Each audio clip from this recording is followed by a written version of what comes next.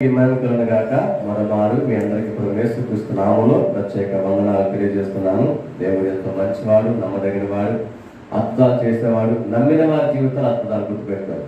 అందరికీ కాదు, అంతేనా? చాలా మంది ఏమనుకుంటాం, దేవుడు అద్భుతాలు చేస్తాడు. ఎవరికి చేస్తాడా అంటే అద్భుతాలు ఎవరైతే నమ్ముతున్నారో వారికి, నమ్మని వారికి ఏమీ ఉపయోగం ఉండదు. అంటే క్రీస్తునందు ఎవరైతే పరిపూర్ణ విశ్వాసం ఉంచారో వారికి మాత్రమే. మన విశ్వాసాన్ని గురించి ఎన్నో రోజులుగా మాట్లాడుకున్నాం, అనేక వారాలుగా.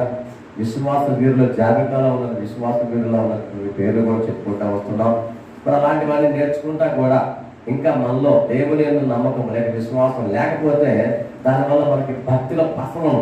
అంటే సారాంశంలో చూస్తే మనం చెప్పేది ఏంటంటే, శక్తి దేవుని యందు ఉంది, నాలో నీలో లేదు. అది పక్క. శక్తి దేవుల్లో ఉంది, కానీ మనలో ఉందని భక్తి. మన భక్తి ఆ శక్తిని మనలోకి తెచ్చుకునేలాగా చేయాలి. సో ఆ శక్తిని దేవుడు ఎప్పుడు కూడా మనకు ప్రదర్శిస్తూ ఉంటాడు. ఎంత విశ్వాసం మనకు ఉంటే అంత గొప్పగా దొరుకుతాయి. అయితే కొన్నిసార్లు మనకి పరీక్షలు కూడా దొరుకుతాయి, టెస్టులు అంటాం కదా.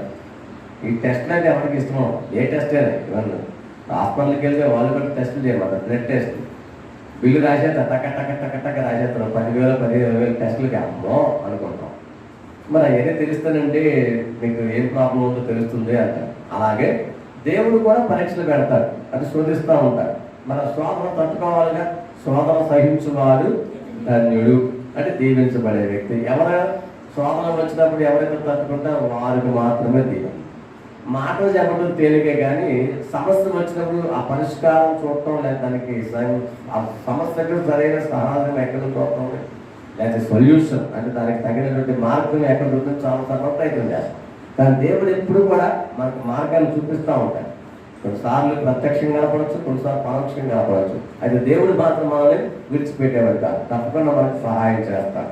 సో ఈరోజు ఆదికాండము 22వ అధ్యాయాన్ని మనం స్టడీ చేద్దాం. చాలా పెద్ద అధ్యాయం అది, మొత్తం చదివే సమయం మనకు సరిపోదు. 24 వచనాలు అందులో ఉన్నాయి. మనందరికీ తెలిసిన కథే, కానీ ఈరోజు దేవుడు మనతో మాట్లాడాలని ఆశపడుతున్న పాఠం ఇందులో ఉందన్నమాట. ఆదికాండము 22వ అధ్యాయము. కొద్ది వచనాలు ముందుగా మనం చదువుకుందాం. 8 వచనాలు చదువుకుందాం ముందుగా.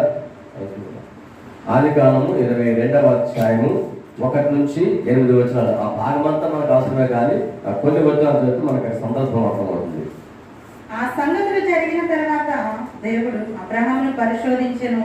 ఎట్లనగా ఆయన అబ్రహామా అని పిలువగా అతడు చిత్తము ప్రభువా అనెను. అప్పుడు ఆయన, నీకు ఒక్కడైన నీ కుమారుని అనగా నీవు ప్రేమించు ఇస్సాకును తీసుకొని మోరియా దేశమునకు వెళ్ళి అక్కడ నీతో నేను చెప్పుకో పర్వతములలో ఒక దాని మీద దహన బలిగా అతన్ని అర్పించమని చెప్పాను. తెల్లవారినప్పుడు అబ్రహాము లేచి తన గాడిదకు గంత కట్టి తన పనివారిలో ఇద్దరిని తన కుమారుడు ఇస్సాకును వెంటబెట్టుకుని దహన బలి కొరకు కట్టెలు చీల్చి లేచి దేవుడు తనతో చెప్పిన చోటికి వెళ్ళెను. 3వ నాడు అబ్రహాము కనులెత్తి దూరము నుండి ఆ చోటును చూచి తన పనివారితో, మీరు గాడిదతో ఇక్కడనే ఉండుడి, నేనును ఈ చిన్నవాడును అక్కడికి వెళ్ళి దేవునికి మ్రొక్కి మరల మీ వద్దకు వచ్చేదమని చెప్పి దహన బలికి కట్టెలు తీసుకొని తన కుమారుడు ఇస్సాకు మీద పెట్టి తన చేతితో నిప్పును కత్తిని పట్టుకుని పోయాను. వారిద్దరు కూడి వెళ్ళుచుండగా ఇస్సాకు తన తండ్రి అయిన అబ్రహాముతో, నా తండ్రి అని పిలిచెను. అందుకతడు, ఏమి నా కుమారుడా అనెను. అప్పుడు అతడు, నిప్పును కట్టెలను ఉన్నవి గాని దహన బలికి గొర్రె పిల్ల ఏది అని అడుగుగా అబ్రహాము, నా కుమారుడా, దేవుడే దహన బలికి గొర్రె పిల్లను చూసుకొని అని చెప్పాను. చదువుకునే లేఖన భాగం మనకు చిరపరిచితం. ఎన్నోసార్లు మనం బైబిల్ చదువుతూ ఉంటాం. కానీ ఈ పరీక్ష మన జీవితంలో ఎదురైతే మనం పాస్ అవుతామా, పరీక్షల్లో మనం పాస్ అవుతామా అనేది చాలా సందేహం అన్నమాట. ఈ అధ్యాయం అంతా కూడా గమనిస్తే అచంచల విశ్వాసముతో అపారమైన ఆశీర్వాదాలు పొందుకున్న భక్తులు కనపడుతున్నారు. అచంచల విశ్వాసం అంటే చంచలత్వం అంటే కొంచెం కదిలిపోయేటట్టు, అచంచలం అంటే కదలంది. అంటే విశ్వాసంలో ఏమాత్రం కూడా కదలకుండా మెదలకుండా ధైర్యంగా ఉండడం అన్నమాట. అది అచంచలత్వం అంటే. విశ్వాసం ఉంది, కానీ దానివల్ల అపారమైన ఆశీర్వాదాలు వస్తాయి. రావాలి అంటే మనకి ఏదైనా ప్రార్థన చేసే ప్రభావం దీవించిన ఆయన, మమ్మల్ని ఆశీర్వదించిన ఆయన అని ప్రార్థన చేస్తాం. కానీ బైబిల్ చెప్పే సూత్రం, నీకు దీవెన కావాలి, ఆశీర్వాదం కావాలి అంటే దానికి ముందు పరీక్ష కంపల్సరీగా ఉంటుంది. పరీక్ష లేకుండా పాస్ అయ్యే సెక్షన్ లేదు. ఏదో 2020లో అదృష్టంగా ఉంది. ఒక తెలంగాణ గవర్నమెంట్ ముఖ్యంగా డిస్టింక్షన్లో పాస్ చేయండి చాలా మంది. మా అబ్బాయి అది కూడా అట్లాగే లెజెండ్ లాగా పాస్ అయ్యాడు కదా, 10కి 10 వచ్చింది. అది అన్నిసార్లు జరగదు. ఈ సంవత్సరం అట్లా జరిగితే బాగుంటుంది, అందుకే ముందే చెప్పారు అట్లాంటి ఏం లేదు, ఖచ్చితంగా ఎగ్జామ్స్ ఉంటాయి. అంటే పరీక్ష పెడితే ఆ రాసిన దానికి మార్కులు వేస్తే మనకు తెలుస్తుంది 100కి ఎన్ని వచ్చినాయి అని కదా. 100కి కనీసం 35-40 వస్తే అట్లీస్ట్ స్టాంప్ అంటారు మన వాళ్ళు, స్టూడెంట్స్ స్టాంప్ అంటారు, అంటే పాస్ మార్క్ వచ్చిన సార్లే దేవుడా అని. అదే 75 దాటి డిస్టింక్షన్ అంటాం. ఈ రోజు డిస్టింక్షన్ వచ్చినా పని లేదు. 100కి 95 దాటాలు అంటారు. అమ్మో 100కి 95 ఎక్కడి నుంచి వస్తాయి? మరి దేవుని యొక్క పరీక్షల్లో మనం ఎంతకెంత తెచ్చుకోగలం? అదే మనకి పరీక్ష అనమాట. అసలు 100కి పాస్ మార్కులు వస్తాయా అంటే మనకేదైనా కష్టం వచ్చినప్పుడు, లేకపోతే ఏదైనా పరీక్ష లాంటివి ఎదురైనప్పుడు వాటిలో తట్టుకుంటామో పడిపోతామా? ఇక్కడ మనం చూస్తే అబ్రహాము జీవితంలో చాలా అద్భుతమైన కార్యాలు జరుగుతారు. అబ్రహాములో ఉన్న విశిష్టత కనపడ్డది, గొప్ప గుణం అని చెప్పవచ్చు, మంచి గుణం. ఆయన అంత గొప్ప భక్తులు ఎలాగయ్యాడా అంటే ఈ 22 అధ్యాయం అంతా కూడా చదివితే మనకు అర్థమవుతుంది. నిజంగానే అందుకే ఆయన అంతా గొప్పవాడయ్యాడు. మరి నీవు నేను కూడా ఆశీర్వాదాలు కావాలి అని ఆశపడుతున్నాను, కానీ ఆశీర్వాదాలు పొందుకోవాలంటే ఎదురయ్యే పరీక్షలను తట్టుకోగలమా, నిలబడగలమా అనేది మనం ప్రశ్నించుకోవాలి. ఇక్కడ 5 విషయాలు కనపడుతున్నాయి అధ్యాయం అంతట్లో. మనం సమరీ లాగా సారాంశంగా చెప్పుకున్నాం, సమయం తీసుకోవాలి కాబట్టి మొదటిగా మనం చూసినట్లయితే మొట్టమొదటి ఆజ్ఞ కనపడుతుంది. దేవుడు చెప్పిన ఆజ్ఞ. రెండవది నీకు ఒక్కడై ఉన్న నీ కుమారుని బలివ్వండి. దేవుడు చెప్పినట్టు ఆజ్ఞ కనపడుతుంది. అమ్మ బాబాయ్, ఎంతమంది కుమారులు అబ్రహాంకి? ఒక 100 మంది ఉన్నారా? పోలే, ఒక 200 మంది ఉన్నారా? ఒక 10 మంది ఉన్నారా? లేదు, ఒక్కడే. పైగా లేక పుట్టాడు కదా. అప్పటికే వృద్ధుడు, ఆయన భార్య కూడా వృద్ధురాలు, శారమ్మ ఇద్దరు వృద్ధులే. వృద్ధాప్య దశలో పిల్లలు కూడా కష్టంగా దేవుడు వాగ్దానం చేశాడు. వాగ్దాన పుత్రుడు పుట్టాడు. చాలా సంబరపడుతున్నారు, మురిసిపోతున్నారు. కొంతకాలం అయింది, కొంచెం ఒక 13 ఏళ్ళ వయసు దాదాపుగా వచ్చింది, యవనస్తులు అవుతున్నారు. 13 దాటిన తర్వాత టీనేజ్లో ఉన్నాడు. అంత వచ్చిన తర్వాత మురిసిపోతున్న కుటుంబానికి ఉప్పెన లాంటి మాట వచ్చి పడింది. దేవుడు ప్రత్యక్షమై యోనా యొక్క కుమారుడు అబ్రహాము, నీ ఒక్కగారొక కుమారుడు, నీవు ప్రేమించు, అక్కడ మాట కనపడుతుంది, అనగా నీవు ప్రేమించు ఇస్సాకుని. గొప్ప మాట వాడే. నీవు ప్రేమించు ఇస్సాకుని. ఎవరు ప్రేమిస్తున్నావు? నీ కుమారుడు ప్రేమిస్తున్నావు. ఆ ప్రేమించే కుమారుని నాకు బలిగా ఇవ్వు. ఇది పరీక్ష అన్నమాట. అమ్మ బాబోయ్, ఇట్లాంటి పరీక్షలు మనకు వస్తాయి అంటారా? అని మన కొడుకులు బలి మన దేవుడే అడగడం. ఇదంటే ఆ రోజుల్లో మనకు అర్థం అవడం కోసం రాయబడిన వాక్యం ఇక్కడ కనపడుతుంది స్పష్టంగా. దేవుని యొక్క సన్నిధిలో దేవుని నమ్మిన భక్తులకు వచ్చే పరీక్షలు తట్టుకుంటే ఎలా దేవుడు మార్గం చూపిస్తారో కనపడదు. మనల్ని మన పిల్లలు బలి మనడం, కానీ బలి అనేది ఏదో ఒక అంశం రావచ్చు, ఏదో ఒక సమస్య రావచ్చు. ఆ సమస్య దగ్గర నీవు ఎలా ఉంటున్నావు? పరిష్కారం దేవుడే ఇస్తారని నమ్ముతున్నామా? మన సొంత ప్రయత్నం చేస్తున్నామా? దేవుడు చెప్పిన ఆజ్ఞకు విధేయమవుతున్నామా, లేకపోతే తప్పిపోతున్నామా? ఆజ్ఞాతిక్రమమే పాపము అని వాక్యం సెలవిస్తుంది. మరి ఇక్కడ ఆజ్ఞ కనపడుతుంది. నీకు ఒక్కడే కొడుకు, నువ్వు ప్రేమించే కొడుకయ్యా, అతన్ని బలిచ్చే. ఒక్కసారి గుండె ఏమన్నా మాట చెప్పండి, గుండె ఆగిపోయిందేమన్నా. మన పిల్లలకి ఏదో చిన్న ప్రాబ్లం వస్తే ఎంత బాధపడతాం కదా, కొంచెం హైరాణ పడతాం. ఇక్కడ బలివ్వడం అంటే ఏంటి? చనిపోయిందే కదా. బలివ్వడం అంత ఈజీ కాదు. కానీ బలివ్వమని చెప్పినప్పుడు ఆయన ఏం మాట్లాడాలి. ఎందుకే వాళ్ళ బలి? నువ్వేమో మాట్లాడుతున్నావు అర్థమవుతుందా? దేవుడా లేక పిల్లలు ఇచ్చావు, నేను అడిగానా? నువ్వు ప్రత్యక్షమే మరీ చెప్పావు కొడుకులు ఇస్తానని. పైగా విస్తారంగా జనాలు ఇస్తా ఉన్నావు. ఏది విస్తారంగా ఇచ్చి రుణోహం చంపేస్తే ఇంక పిల్లలు ఎక్కడ నుంచి ఇట్లా మనం ఆర్గ్యుమెంట్స్ చేస్తాం. దేవుని దీవులు వస్తాయన్నావు కదా, దేవా ఎక్కడ దీవులు వస్తున్నాయి? అన్నీ తిప్పలే, అన్ని శ్రమలే, అన్ని శోభలే, అన్ని బాధలే. వీటిలో నుంచి నాకు దీవులు ఎక్కడ కనపడలా. ఎక్కడ చూసినా కూడా నెగిటివ్లే. అంత నిరాశ కనపడదు, నిస్పృహ కనపడదు, నిరుత్సాహం కనపడదు. ఇంకెక్కడ ప్రోత్సహిస్తాం అని మనలో మనమే మతన పడతా ఉంటాం, లేకపోతే దిగులు పడతా ఉంటాం. కానీ ఇక్కడ దేవుని వాక్యం సెలవిస్తుంది. ఆజ్ఞ ఇవ్వగానే ఆ ఆజ్ఞను ఆచరించిన భక్తులుగా కనపడతా ఉండాలి. ఆజ్ఞ వచ్చినప్పుడు నువ్వు ఈ పని చేయాలి నా కోసం, నువ్వు నమ్మకంగా దేవుని సన్నిధికి ప్రతి వారం రావాలి, ఆదివారం మానకుండా రావాలి, శుక్రవారం మానకుండా రావాలి, ఇంకా నియామక పూటలు మానకుండా వెళ్ళాలి అంటే వచ్చాడు. నమ్మో మనకైనా కుదురుతుంది. ఆదివారం రావడమే కష్టం మనకి. ఇప్పుడు ఆదివారం నమ్మకం వస్తున్నామా? రావాలి. ఎక్కువ సమయం దేవుడితో గడపాలి. ఆ ఎక్కువ సమయం దేవుడితో గడపడం వల్ల ఏమవుతుంది? మనం ఆత్మలో బలపరచబడతాం. పరీక్షలు వస్తే ధైర్యంగా తట్టుకోవటం. ఇక్కడ అబ్రహాము చాలా గొప్ప భక్తి పండుగ కనపడతా ఉన్నారు. దేవుడు ఆజ్ఞావగానే ఎలా తప్పించుకోవాలా అని పుట్టుసార్థం కోసం ప్రయత్నం చేయాలి. వెంటనే దాన్ని అమలు చేయడానికి ప్రయత్నం చేశాడు. రెండవ మాట మనకు కనపడుతుంది. 3వ వచనం చూస్తే తన కుమారుడికి సాగుని వెంట పెట్టుకొని దహన బలిని కట్టెలు చీల్చి లేచి దేవుడు తనతో చెప్పిన చోటికి వెళ్ళాను అంటే ఇక్కడ మళ్ళా యాక్షన్ కనపడుతుంది. మొట్టమొదటిగా దేవుడు ఇచ్చిన ఆజ్ఞ కనపడుతుంది. ఆజ్ఞ వినగానే మనం హతాశం అయిపోతాం, మన వల్ల కాదు అని. కానీ రెండవదిగా ఆజ్ఞ వినడం మాత్రమే కాదు, ఆజ్ఞను అమలు చేశాడు, ఆచరించాడు. ఆజ్ఞతో ఆగిపోవాలి. దేవుడిచ్చిన ఆజ్ఞను తప్పించుకోవడానికి ప్రయత్నం చేయాలి, ఆచరించడానికి ప్రయత్నం చేశాడు. తన కుమారుని తీసుకొని కట్టెలు తీసుకొని బయలుదేరాడనమాట. ఎందుకు? బయలుపాలి.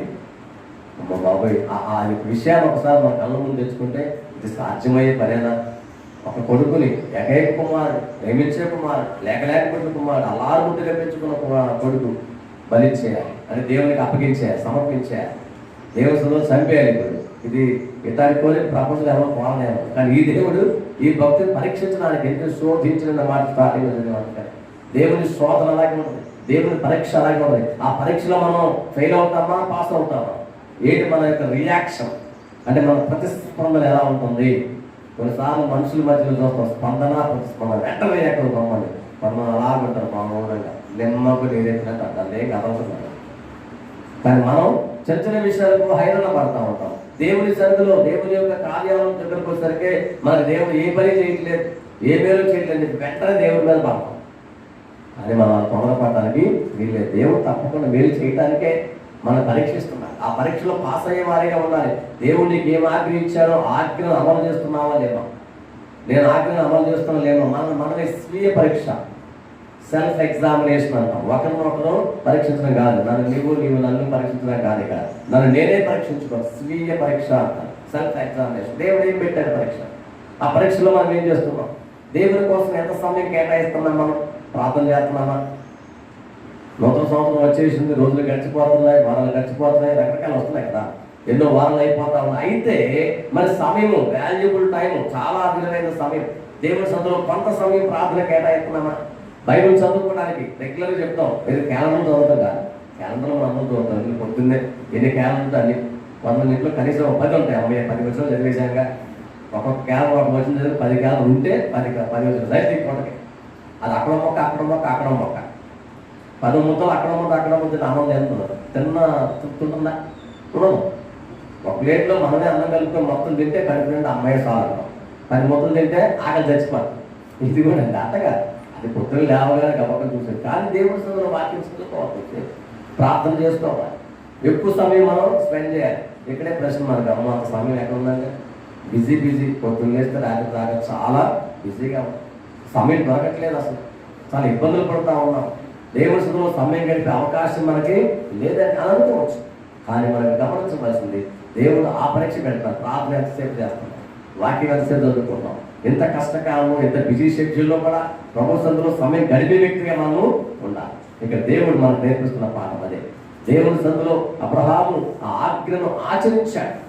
అలాగే ప్రభువాన్ని ధిక్కరించకుండా పాటించేవాడిగా, అమలు చేసేవాడిగా మనకి ఇక్కడ కనపడతా ఉంటాడు. మన జీవితంలో ఆజ్ఞను ధిక్కరించకుండా ఉండాలంటే ముందుగా ప్రార్థన విషయంలో, వాక్య చదివే విషయంలో ఆజ్ఞను ధిక్కరించకుండా ప్రభువును గమనిస్తే కొంత మనకు మనం విజయం సాధించినట్లే. మిగిలిన పనులు ఈజీగా పాస్ అయిపోతాం. ఎలాంటి పరీక్షలు మీ జీవితంలో వచ్చినా, ఎలాంటి వ్యాధులు, రోగాలు, శ్రమలు, కష్టాలు, ఆర్థిక ఇబ్బందులు అని మనం అవి వచ్చినప్పుడు మనం ఎలా ఉంటున్నాం, ఎలా రియాక్ట్ అవుతున్నాం, ప్రభు కోసం నిలబడుతున్నామా, లేక తొందరపై లోపల కలిసిపోతున్నామా? లోపల కలిసిపోయేవారు ఉండడానికి దేవుడు మంచివాడు, నమ్మదగిన వాడు. ఆయన పరీక్ష పెట్టంటే దాని సొల్యూషన్ కూడా చూపిస్తారు. పరీక్షకు కంపల్సరీగా దేవుడు తప్పకుండా ఒక మార్గాన్ని చూపిస్తాడు. కానీ ఇక్కడ అబ్రహాముకు ఆ సంగతి తెలియదు. ఇప్పుడు మనకు తెలుసు, ఎందుకంటే అబ్రహాము జీవితంలో దేవుడు చేశాడు, శోధించడం మరలా దానికి సొల్యూషన్ కూడా చూపించాడు. కాబట్టి మనకి ఇప్పుడు కాన్ఫిడెన్స్, దేవుడి మీద భరోసా వచ్చింది, దేవుడు మనకు సహాయం చేస్తాడు.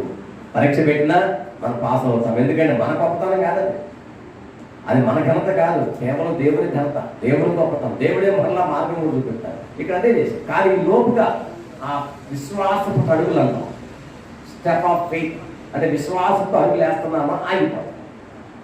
ఒక అడుగు ముందుకు వేయాలి కదా, ముందు ఏమవుతుందో అని ఇక్కడే కూర్చుంటే పని జరగదు. కానీ ఇక్కడ అబ్రహాము ఏమి కూడా సెకండ్ థాట్ లేకుండా ఏమాత్రం ఆలోచించుకుంటాం, కుమారుని తీసుకొని బయలుదేరి ఆజ్ఞలను ఆచరించడానికి బయలుదేరిన వ్యక్తి కనపడతా ఉన్నాడు. ఎంతవరకు అయితే విశ్వాసము మనకు కనపడుతుంది. మనం 4వ వచనం చివరిలో చూస్తే, 5వ వచనం మనం చూస్తే, మీరు గాడితో ఇక్కడే ఉండి నేను ఈ చిన్నవాళ్ళు అక్కడికి వెళ్ళి దేవునికి మొక్కి మరలా మీ యొద్దకు వచ్చాను.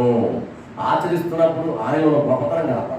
అంటే ఇక్కడ విశ్వాసం తారాస్థాయికి వెళ్ళిపోయాడు భక్తుడు, విశ్వాసంలో టాప్ లెవెల్కి వెళ్ళిపోయాడు. ఏమన్నాడు? వెళ్ళి మరలా వస్తాం. ఎంత ఎందుకు చెప్పండి? బలిపడానికి. బలి ఇవ్వడానికి వెళ్తే ఎంతమంది వెనక్కి వస్తారు? మళ్ళీ ఈయన ఒక్కడే వస్తాడు. అప్పుడు నేను వస్తా సింగిల్గా చెప్పాలి. ఇక్కడ బహువచనం చెప్తున్నాడు, మేము వెళ్ళి ఈ చిన్న బాలుడు అక్కడికి వెళ్ళి దేవుడికి మొక్కి మరలా మీ యొద్దకు వచ్చినము. ఎందుకంటే మిగిలిన తీసుకునేమాట పరివాడు తీసుకెళ్ళినప్పుడు అలా చెప్తున్నాడు. అంటే వాళ్ళకు కూడా నమ్మకం అనమాట. వాళ్ళకి తెలియదు ఎందుకు తీసుకెళ్తున్నాడు, కానీ ఈయనకి తెలుసు దేవుడు ఏమన్నా తీసుకొచ్చి బలి కొండ మీద తీసుకెళ్తున్నప్పుడు సింగిల్ పర్సన్ వెళ్ళినప్పుడు డబల్ చాలా మంది, కానీ రెక్కలు వచ్చినప్పుడు ఇది ఒక్కడే వస్తాడు. ఎందుకు మీరు ఇక్కడ ఆగండి, మేము పైకి వెళ్తున్నాం, మీరు చూడకూడదు తప్పని చెప్పేసి. దేవుని సన్నిధికి వచ్చినప్పుడు దేవుని సన్నిధి మళ్ళీ తిరిగి బహుమానం తీసుకుని వస్తానన్న ఫీలింగ్ ఇక్కడ కనపడుతుంది. అంటే దేవుడు తప్పకుండా నా కుమారుడు నాకు ఇస్తాడు అనే ఇంటర్నల్గా అంతరంగంలో ఆయనకు ఉందా అన్న భావన కనపడుతుంది. వెళ్తున్నప్పుడు ఒకటే నిశ్చేత, నేను వెళ్తున్నాను, నా కొడుకుని బలిస్తాను. ఎందుకంటే దేవుడు చెప్పాడు, ఆజ్ఞ ఇచ్చాడు, నేను ఆచరిస్తున్నాను, నీకు ఏమి డొక్కలేదు. అయితే ఇక్కడ నమ్మదగిన విషయం ఏంటంటే దేవుడి యొక్క విశ్వాసము ఎంత గొప్పది అబ్రహాములు అని మనకు అర్థం. అంత నమ్మకం మనకు ఉన్నట్టయితే అబ్రహాము పొందుకున్నట్టుగా మనం కూడా పొందుకుంటాం. అబ్రహాము ముందుగా తాను చూడాల, ఏది దేవుడు ఇస్తాడు, నాకు నా కుమారుని సంపకుండా ఇస్తాడు అదేమనుకోవాలి. ఒకటే దేవుడు చెప్పాడు కదా, ఆయన చూసుకుంటాడు. ఈ కాదు ఇంకో కొడుకుని ఇస్తాడు, ఏమో దేవునికి అసాధ్యమైన ఏముంది, వాగ్దానం చేసిన వాడు ఆయన నమ్మదగిన వాడు. కాబట్టి సహాయం చేసిన ఒక్క మంచిది మన మాట గుడ్డి నమ్మకం, దేవుడి మీద పూర్తి విశ్వాసం. అందుకే విశ్వాసం తారాస్థాయికి వెళ్ళిపోయాడు. మనం అంతా భక్తులు పిచ్చండి అన్నారు. పిచ్చ భక్తి, ఎంత భక్తి, ఇక మొండి ఇంకెవరేం చెప్పిన వినం. దేవుడే నాకు కావాలి, ఆయనే మాకు సర్వస్వం. ఆయన చెప్పాడు కదా, ఇక నేను ఎవరి మాట విన్నాం. అందుకే మనం మనుషులకి సలహాలు తీసుకోకూడదు. కొన్నిసార్లు మనుషులు మనం చెడబడతారు. దేవుడు కనుక ఏ ప్రశ్నకైనా జవాబు చెప్పేది దేవుడే. మన సమస్యకు సొల్యూషన్ ఎక్కడ తెలుసా? బైబిల్లో ఇదే. This is our guide. మన జీవితానికి సరైనటువంటి మార్గనిర్దేశం చేసేది బైబిల్ గ్రంథమే, మనుషులు కాదు. మనుషులు ఏం చెప్తారు? నేనైనా మనుషులు ఎవరైనా తోచిన సలహా ఇస్తాం. ఆ సలహా నీకు నచ్చితే పాటించవచ్చు, నచ్చకపోతే వదిలేసి. కానీ ఇక్కడ దేవుడు ఎప్పుడు కూడా మనల్ని తప్పుదారి పాటించు. దేవుడు సరైన రీతిలో మనం నడిపిస్తారు. ఇక్కడ అబ్రహాము చేసిన ఆ యాక్షన్ కనపడుతుంది. కుమారుని తీసుకున్నాను, బలి తీసుకున్నాను, వెళ్తూ అబ్బాయి మేము మళ్ళీ వస్తాం, ఎంత నమ్మకం మళ్ళీ వెనక్కి వస్తామని చెప్పడంలోనే ఆయన విశ్వాసం ఎంత గొప్ప. అంటే ఆజ్ఞ ఇచ్చిందని ఆచరిస్తున్న వ్యక్తి కనపడుతున్నాడు. విశ్వాసం తారాస్థాయికి వెళ్ళిపోయాడు. ఈ రెండు విషయాలు కనపడదు. మూడో విషయం చూసినట్లయితే అక్కడ కొంచెం ముందుకెళ్తే 7వ వచనంలో కుమారుడు అడిగిన మాట తండ్రి అడిగినప్పుడు చెప్పాడు, నిప్పులు కట్టెలు ఉన్నవి కానీ దహన బలికి గొర్రె పిల్ల ఏది అని అడిగినప్పుడు అబ్రహాము, నా కుమారుడు ఆ దేవుడే దహన బలి గొర్రె పిల్ల చూసుకుంటాడు. ఆ మాట చెప్పగానే ఇస్సాకు కూడా ఒప్పుకున్నట్టు కనపడదు. అంటే అబ్రహాముతో దేవుడు మాట్లాడే విధం వీరికి తెలియదు, కుమారుడు ఇస్సాకు తెలియదు. కానీ నీకు చెప్పుకుంటాడు దారిలో, ఒరే కుమారుడా, నన్ను దేవుడు ఒక ప్రశ్న వేశాడు, నాయన నేను బలీమన్నాడు, మరి నువ్వు బలైపోవాలా అంటే వెరీ గుడ్. ఎందుకంటే నేను అడిగాను అన్నమాట, దీనికి అర్థం కాదు, నన్నే బలెత్తా తండ్రి అన్నట్లా. అందుకని మొదలకుండా తీసుకెళ్తుంటే అప్పుడు చెప్పాడు, దేవుడు చూసుకుంటాడులే, నువ్వే కంగారు పడక్కర్లేదని చెప్పేసి సిద్ధపరిచాడు. తీరా అక్కడ ఎప్పుడైతే కట్టెల మీద ఇంకొంచెం ముందు 9వ వచనం కట్టెల మీద వచ్చినా కనపడు, అది కట్టేసి కొడుకుని పెట్టేశాడు. అంటే కుమారుడు అంగీకరించబట్టి సాధ్యమైంది. ఇక్కడ కొడుకు ఒకవేళ కొంచెం బలాజీగా ఉండి ఒక తోపుతుంటే ముసలాడు, ఇప్పటికే ముసలాడు అయిపోలే, మాట్లాడిపోయిన 100 ఏళ్ళు దాటిపోయిందా. మరి ఆయనకి 75 ఏళ్ళకి వాగ్దానం వచ్చింది. మరలా 24 ఏళ్ళ తర్వాత దేవుడు మాట్లాడితే 100 ఏళ్ళు ఆయనకి వచ్చి కుమారుడు పుట్టాడు. ఆయనకి 100, ఇది ఒకటే. అంటే 115 ఏళ్ళు దగ్గర దగ్గర వచ్చినట్టేగా. 113, 113 ఏళ్ళ తర్వాత కత్తాడు. అంటే అంత వృద్ధాప్యం ఉన్నోడు ఈ కొంచెం బలాజీ ఒక తోపుతో ఏమవుతాయి, రోజు నేను బలే చెప్పదు, ముందు చెప్పలేదు నాన్న, అక్కడ చేసి అక్కడ ఆగిపోయాడు, అసలు ఇక్కడ నడిపించావు నువ్వు, దేవుడు చూసుకుంటాడు అన్నావు. అడిగాడు నేను అప్పటికే, అన్నీ ఉన్నాయి కానీ ఇక్కడ గొర్రెపిల్ల ఏదని అడిగాడు. అందుకే డౌట్ వచ్చింది. ఏ పనులు దేవుడు చూసుకుంటారు, తీరా నన్నే కట్టేస్తావు, అసలు తండ్రి మీద నువ్వు కన్న తండ్రిరా కసాయి తండ్రిరా చెప్పు ఒకసారి అంటే ఏం చెప్తాడు? ఒక తోపు తోస్తే కానీ ఇక్కడ ఏమన్నా, అబ్బాయి ఎంత భాగ్యం నాన్న, ఏమి నన్ను అడిగాడు బలి, వెరీ గుడ్ ఇచ్చి ఆ మొక్క ఎందాక చెప్పాల్సి గొర్రెపిల్లేదు అడిగాక నేను, నువ్వేనా కొడుకు అని చెప్పలేదే, కంగారు పడ్డావా నాన్న. ఎంత మంచి కుమారుడు. ఈ రోజుల్లో అయితే మనం తల్లిదండ్రుల మాట వినని పిల్లలు చూస్తున్నాం. ఎందుకంటే టెక్నాలజీ పెరిగింది కదా, ఆధునిక కాలంలో ఉన్నాం, మోడర్న్ యుగం అన్నమాట. ఆధునికత పేరుతో తల్లిదండ్రుల మాట వినకుండా చెడిపోయి తమ తయారయ్యారు. కానీ ఆరంభం నుంచి చూస్తే బైబిల్ చెప్పే మాట, భక్తి పనులు ఎప్పుడు దేవునికి, దేవుని కుమారులకు వ్యతిరేకించరు. దేవుని వాక్య శ్రద్ధగా వినేవారు ఎప్పుడు వ్యతిరేకించరు. వారిలో వినయ భావం ఉంటుంది, విధేయత భావం ఉంటుంది. అంటే చెప్పిన మాట విని లోబడే తత్వం కనపడతాం. ఇక్కడ ఇస్సాకులు అదే కనపడతాం. అందుకని అంగీకరించినటువంటి ఇస్సాకు కనపడతాం. తండ్రికి అంగీకరించాడు కాబట్టే ఈ పని సాధ్యమైన బలి ఇవ్వడం, లేకపోతే ఆయన వల్ల అయ్యేది కాదు. ముందు ధైర్యంగా బయలుదేరాడు కానీ లోపల ఎక్కడో ఏదో ఒక మూల అబ్రహాములో డౌట్ ఉందే, ఒక బయట ఎక్కడ కనపరచాలి. దేవుడు చూసుకుంటానని నమ్మకంతో కుమారుని తీసుకొని ఆ యొక్క ప్రశ్నకు, దేవుడు చెప్పిన మాటకు లోపలేమో ప్రశ్న, ఇదేమొద్దు, మళ్ళీ ఇంటికి వెళ్ళిన తర్వాత మా ఆవిడకి ఏం చెప్పాలో, శారమ్మకి ఏం చెప్పాలా, ఎవరు వచ్చారంటే కొడుకు కట్టిన చెప్పాలా, అక్కడ కట్టేసినా తెలియదు అసలు. దేవుడు చూసుకుంటారని నమ్మకం ఉండలే, కానీ ఎక్కడైనా కొంచెం మనుషులు కాబట్టి కొంత అనుమానం అనేది లోపల. అవన్నీ కూడా పట్టుదోసి ఆజ్ఞలను ధిక్కరించకుండా ఆచరించి కుమారుతో కూడా చెప్పి ఇద్దరు కలిసి అంగీకారంతో ముందుకు కొనసాగుతా ఉన్నారు. దేవుని యొక్క భక్తుల జీవితం మనం చూసినట్లయితే దేవుడు చేసే అద్భుతాలు జరగాలంటే మనం ఎంత దేవునికి లోబడుతున్నాం, దేవుడు మాట విశ్వసిస్తున్నాం, దేవుడు ఏదైనా చేయగలడు, చచ్చిన వారికి బతికించడం సమర్థుడు ఆయన ఆయన నమ్మకం ఇక్కడ అపరాధం ఉంది. ఒకవేళ చనిపోయినా నా కొడుకుని తెచ్చిస్తాడు, ఆ నమ్మకం ఉండబట్టే బలిగొడానికి సిద్ధపడ్డారు. మనమైతే చివరి దాకా వెయిట్ చేయం, ఎండ్ దాకా ఉన్న మధ్యలోనే కావాలి మనకు రిజల్ట్. అడగగానే దేవుడి నుంచి జవాబు వచ్చాయి. కొన్నిసార్లు దేవుడి జవాబు ఇవ్వడం, వెయిట్ అండ్ సీ అంట, వేచి చూడు. కానీ మనకు అంత ఓర్పు ఎక్కడ ఉంది, అంత సహనం లేదు కదా, అంత ఓర్చుకునే తత్వం మనలో కనబడుతుంది ఈనాటి భక్తుల్లో. కానీ ప్రేమ అనేటువంటి విశ్వాసం మన జీవితంలో ఓర్చుకునే శక్తి ఉండాలి. దేవుడు చేసే వరకు ఎదురు చూడగలిగే తత్వం మనలో ఉండాలి. దేవుడు ఎన్నడూ కూడా మనం సిగ్గుపరిచేవాడు కాదు. దేవుడు మనకి ఎప్పుడు కూడా అన్యాయం చేసేవాడు కాదు, ఈయన న్యాయం చేసే దేవుడు.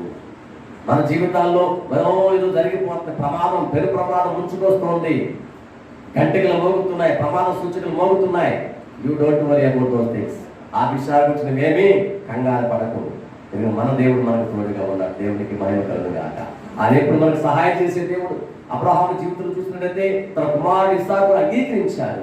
అందుకని ఆజ్ఞ ఇచ్చిన దేవుని యొక్క ఆజ్ఞను ఆయన ఆచరించాడు. మొదటగా మనం ఆజ్ఞను చూసాం, దేవుని ఆజ్ఞ, దైవాజ్ఞ మేరకు ఉండడానికి వారు ఆచరించారనే చూస్తాం. మూడవది కుమారుడు కూడా అంగీకరించారు, అందుకని అంగీకరించిన ఇస్సాకును చూస్తాం. నాలుగవదిగా మనం చూస్తే తండ్రి తన సమర్పణ. తండ్రి కుమారు ఇద్దరు కూడా సమర్పించుకున్నారు, దేవునికి సమర్పించుకున్నారు, దేవుని ఆజ్ఞలకు తాము సమర్పించుకున్నారు, అంటే డెడికేట్ చేసుకున్నారు. మరి మనం ఏం డెడికేట్ చేసుకున్నాం? దేవుని సన్నిధికి వచ్చిన మనం ఏం డెడికేట్ చేసుకుంటున్నాం? మన సమయాన్ని డెడికేట్ చేసాము. ఒక సమయం ప్రభావం ప్రార్థన చేస్తాను, ఒక సమయం వాక్యం చదువుకుంటాను, ప్రార్థన మానకుండా వస్తాను. ఇది చాలా కష్టం, ఎన్నో ఇబ్బందులు కదా, మనకు రకరకాల అవరోధాలు, ఆటంకాలు కనపడుతుంది. కానీ వాటన్నిటిని మేనేజ్ చేయగలిగే సామర్థ్యం దేవుడు మనకి ఇచ్చాడు, జ్ఞానం మనకి ఇచ్చాడు. దాన్ని సరిగ్గా సద్వినియోగపరచుకుంటే మనకు మేలు కలుగుతుంది. కాబట్టి ఇక్కడ ఇద్దరు కూడా తండ్రి కుమారుడు, అందుకని తండ్రి తమ ఇద్దరు కూడా సమర్పించుకునే విషయం కనపడదు. దేవుని ఆజ్ఞను దగ్గరించుకుని ఉన్న కారణం సమర్పణ, దాన్ని కమిట్మెంట్ అంటారు. మనం కూడా కమిట్మెంట్ చేసుకున్నాం, ఏమని? దేవుని సన్నిధిని విడిచిపెట్టను, దేవుడిని వెంబడిస్తాను. కానీ కమిట్మెంట్ చేసుకున్న కొన్నిసార్లు కష్టాలు వచ్చాయి, దేవుణ్ణి దూషించవలసిన పరిస్థితి కొన్నిసార్లు వస్తాయి. కానీ అందరూ కూడా మనం దూషించవలసిన అవసరం లేదు. ప్రస్తుత కాలంలో గడ్డు కాలం మనం ఉన్నాం, రాబోతున్న కాలం ఇంకా విష గడియలు అంటా ఉన్నాం. ఏ గడియలు వచ్చినా మనం పర్వాలా, మనం మాత్రం అమృత గడిలో ఉన్నట్లు లెక్కే. మనకు విషగడిలు లేవు, ప్రజలకు విషగడిలు కావచ్చు, కానీ ప్రభువు నమ్ముకున్న మనకి ఎప్పుడూ అమృత గడియలే. మనకు దుర్ముహూర్తాలు, ఆ ముహూర్తాలు, ఈ ముహూర్తాలు లేదు, అన్ని ముహూర్తాలు మంచి ముహూర్తాలు. ఆ రోజు ఈ రోజు అవన్నీ తెలియని భక్తులు చేసేవాళ్ళు. ప్రభువుకి నమ్ముకున్నాడు కొంతమంది, కానీ ఇంకా పాటిస్తూ ఉంటారు తెలియక. కానీ ప్రభువు నమ్ముకున్న మనకు అదేమి లేవు. ఎందుకంటే ఏసే వాక్యం సెలవిస్తుంది కదా, అన్ని రోజులు మంచివి. సృష్టిని గురించి మనం ఆది కాలంలో మనం స్టార్టింగ్ అయితే అర్థం, దేవుడే చేశాడు, అంతా మంచిదని చూశాడు. చెడ్డ దగ్గర చూడాలి, చెడ్డ దగ్గర తయారైన తెలుసా? మనుషుడు పతనమైనప్పుడు స్టార్ట్ అయింది, అని మనుషుడు దేవుడు ధిక్కరించినప్పుడు స్టార్ట్ అయింది. ఆది మానవుడు అబ్రహాము మనం ఇక్కడ చూస్తున్నాం, కానీ ఆయనకంటే ముందు ఆరంభంలో చూసినప్పుడు ఇక్కడ అబ్రహాము స్వర్ణం తట్టుకున్నాడు కదా, అక్కడ స్వర్ణం తట్టుకోలేకపోయాడు. ఆదాము వాళ్ళిద్దరూ కూడా ఒకరి మీద నెపం ఒకరు వేసుకున్నారే తప్ప నాది తప్పని ఎవరు ఒప్పుకుంటారు. నీది తప్పని భార్య భర్తలు ఒకరినొకరు నేరాల మీద వేసుకున్నారు. ఆనాటి ఈనాటి వరకు అందుకే భార్య భర్తలు అనుకుంటారు, నీ వల్ల జరిగింది, నీ వల్ల జరిగింది, నీ వల్ల. ఇద్దరు అండర్స్టాండింగ్ వస్తే సమస్య రాదు కదా. కానీ అక్కడే స్టార్ట్ అయింది, ఆరంభంలో కథ ఆరంభంలో మొదలైంది. కానీ ఇక్కడ మళ్ళీ మనం చూస్తున్నాము, విశ్వాసులకు మూల పిత్రుడైన అబ్రహాము విశ్వాసం సరగల. అందుకని అబ్రహాము నేరం ఘోర ఎక్కడ వేయడానికి అవకాశం లేదు. అందుకే అసలు ఆ సేవకు చెప్పకుండా చేశారు. చెబుతూ ఊరుకోదు, ఆడబోతూ ఊరుకోదా. నీ కొడుకుని మళ్ళీ మన దేవుడు తీసుకెళ్తాను, నోరు మూసుకు ఏమంటాం, ఇంత పెట్టి తాళం వేసి గేట్ పో అని చెప్పేది. మనకు తెలియదు ఆ సంగతి, అక్కడ కథలో లేదు. కానీ వాస్తవం మనకు కనపడుతుంది. కానీ అబ్రహాము అత్యంత దీక్ష కలిగిన వాడై, దేవుని సన్నిధిలో లోబడే తత్వం కలిగిన వాడై కుమారుని బలిదానికి ముందుకు వచ్చాడు. ఇద్దరూ సమర్పించుకున్నారు. అందుకే తండ్రి సమర్పణ మనకు కనపడదు. అంత దాకా వచ్చిన తర్వాత ఆశీర్వాదం అనేది ముందు లేదు.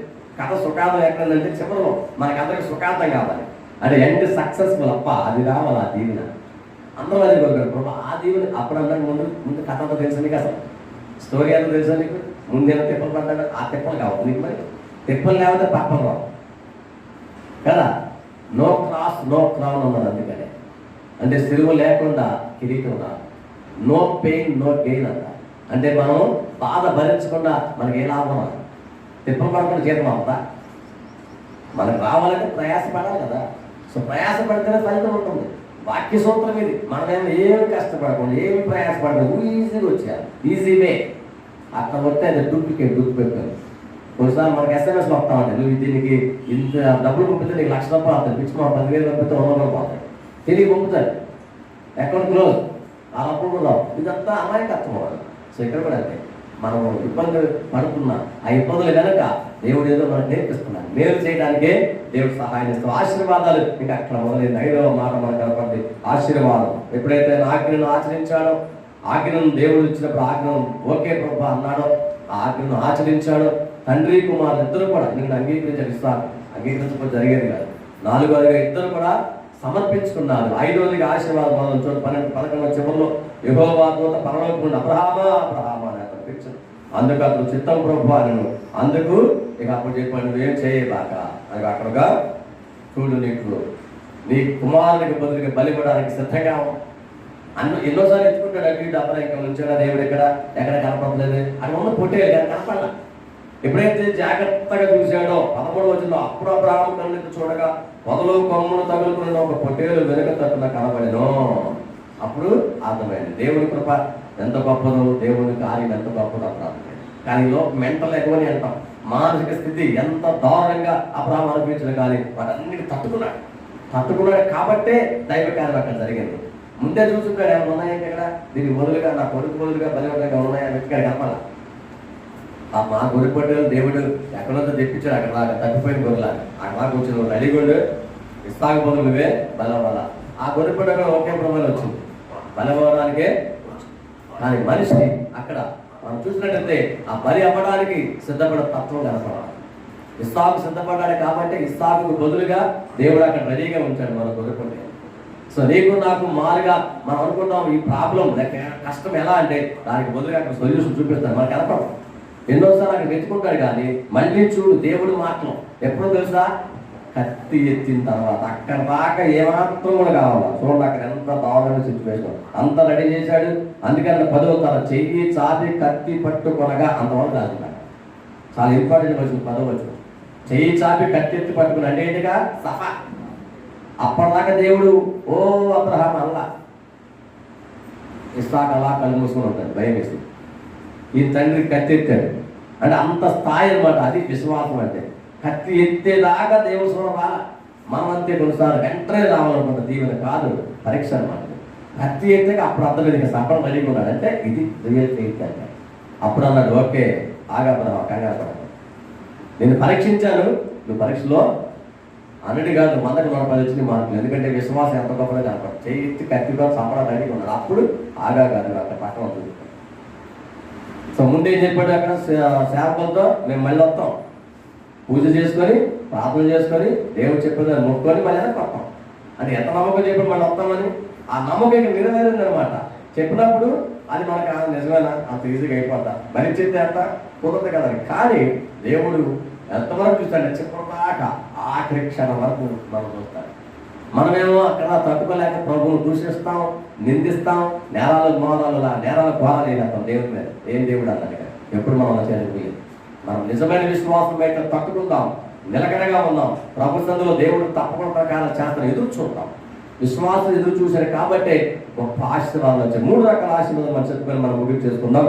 చివరిలో మనం చూస్తే చదవట్లేదుగా నేను చెప్తాను. 16వ వచనం నుంచి చివరి 18వ వచనం వరకు 3 ఆశీర్వాదాలు కనపడతాయి. మొదటగా మనకున్న ఆశీర్వాదం, ఈ కార్యము చేసినందున నేను ఆశీర్వదించి ఆకాశ నక్షత్రం వల్ల సముద్రం ముందు ఇసుక వలె నీ సంతానం నిశ్చయంగా విస్తరపోయాను. మొదటి ఆశీర్వాదం, అబ్బాయి నువ్వు పని చేసావు కాబట్టి నిన్ను బహుగా ఆశీర్వదిస్తాం. ఆకాశ నక్షత్రాలు లెక్కేస్తాం, సముద్ర తీరంలో ఇసుకలు లెక్కేస్తాం, అలాగే నీ సంతానాన్ని దీపిస్తాను. రెండవది మరలా కనపడుతుంది 17వ చివరిలో, నీ సంతతి వాళ్ళు తమ శత్రువుల గతిని స్వాధీనపరుచుకుందరు అంటే శత్రువులను అన్నిటి స్థలాలని ఆక్రమించేస్తారు. వారు విస్తరించడమే కాదు, ఎక్కడికి వెళ్ళినా అంతా వాళ్ళదే కాదు, మొత్తం వాళ్ళదే, అన్ని దేశాలు వాళ్ళ వైపు పోతాయి. 3వ దీవెన కనపడుతుంది 18వ చివరిలో, నా మాట వినందున అక్కడ కనపడుతున్నాం. నా మాట విన్నావు కాబట్టి భూలోక జనులన్నీ నీ సంతానం వల్ల ఆశీర్వదించబడి ఈ భూలోకం అంతా కూడా నీ సంతానం వల్ల ఆశీర్వాదం. ఎంత గొప్ప దీవులు! 3 దీవులు వచ్చాయి. అందుకని మనం చదువుకున్నాం, అచంచల విశ్వాసంతో అపారమైన ఆశీర్వాదాలు పొందుకున్న భక్తులైన అబ్రహాము కనపడతా. ఈ 3 దీవులు వచ్చాయి, కానీ దాని ముందు ఎంత కష్టం పడ్డాడో అది పడిన తర్వాతే దీవులు వచ్చాయి. సో నీకు నాకు ఇక్కడ ఒకటి కాదు 3 రకాల దీవులు కనపడుతున్నాయి. ఆయన కుమారుల ద్వారా అన్ని దేశాలు దీవించబడుతున్నాయి. అలాగే నీ ద్వారా నీ కుటుంబాలుగా మీ ఊరు మీ వాడ అన్ని కూడా దీవించబడాలని దేవుడు వాడతాడు. కానీ దీవించబడాలి అంటే మనం శోధన తట్టుకోవాలి, శోధన జయించాలి, ప్రభు కార్యాలు చూడాలి. సో నీవు పొందుకుంటేనే ఈ విజయాన్ని మనం పొందుకుంటాం. మన కష్టాలు శ్రమలు వచ్చినప్పుడు ఆగిపోకుండా ధైర్యంగా ఉన్నాం, ప్రార్థన చేద్దాం. దేవుడు చెప్పిన మాటకు లోబడి విధేయులమైతే మనం కూడా ఇలాంటి ఆశీర్వాదం పొందుకుంటాం. కళ్ళు మూసుకుంటే మనం ప్రార్థన చేసుకుంటాం. ప్రేమ విశ్వాసులారా,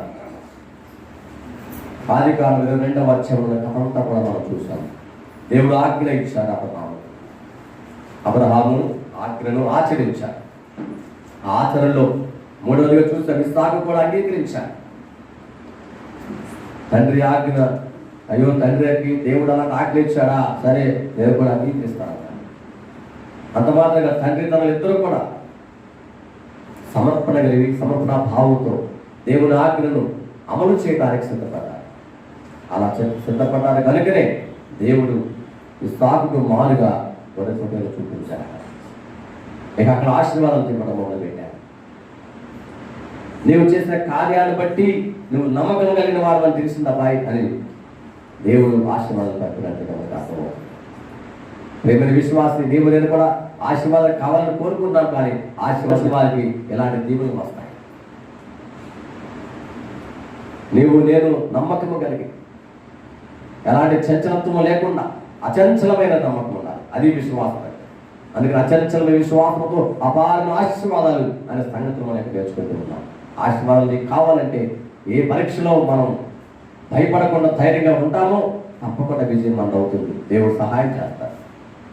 మహోన్నతుడా, మా మంచి దేవా నీకు వందనాలు. నీ లేఖనాల ద్వారా నాతో మాట్లాడి పిలుస్తూ ఉంటాను. నేను వారందరూ దీవించండి. మా జీవితంలో ఏ చిన్న పరీక్ష అయినా పెద్ద పరీక్ష అయినా అవి తట్టుకొని ఓర్చుకొని విశ్వాసంతో దాన్ని జయించే భాగ్యం మాకు దయచేద్దాం. నీవిచ్చే దీవులు పొందుకుని మనం సిద్ధపడి ప్రార్థన చేస్తుంటండి. మీరు అవసరాలన్నీ మీరు తెచ్చి నీకు నమ్మకం సాక్షి పెట్టినప్పుడు వాడుకుని కృప చూపించి మహిమ ఘనత మీరే పొందమని సర్వోన్నతుడైన యేసుక్రీస్తు నామములో వేడుకొనుచున్నాము తండ్రి. ఆమేన్.